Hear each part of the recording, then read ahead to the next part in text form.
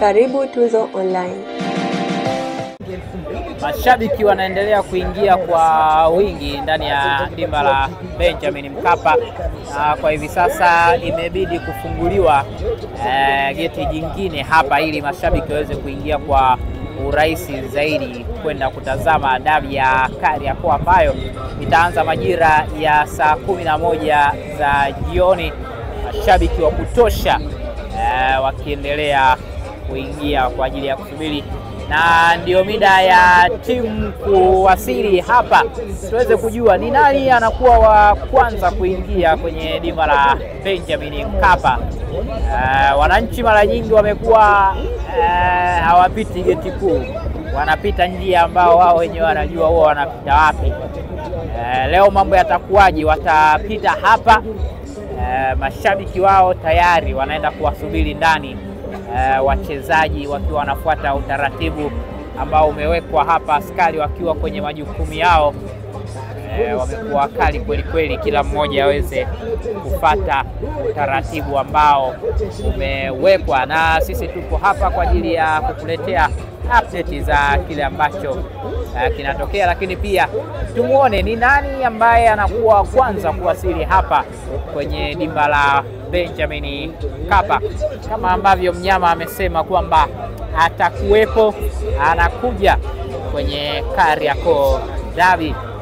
Kwa hiyo ni mida ya kwenda kushuhudia nani ambaye anakuwa kwanza, lakini unaweza ukatuwekea utabiri kwa mambo ambavyo umeyaona mpaka hivi sasa. Nani anaenda kushinda dabi ya Kariakoo ni leo?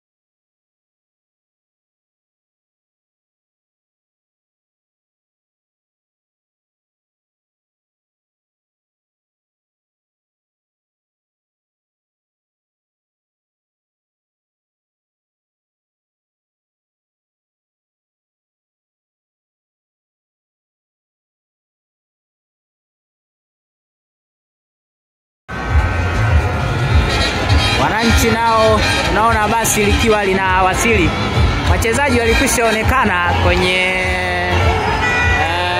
Costa na mara nyingi basi lenyewe limekuwa linakuja likiwa tupu. Kama kawaida unaona basi halina hata kingola, linaingia zake tu limekuja. Kama kawaida yao, hamna yoyote mle ndani. Na Sure Boy walionekana kwenye Costa.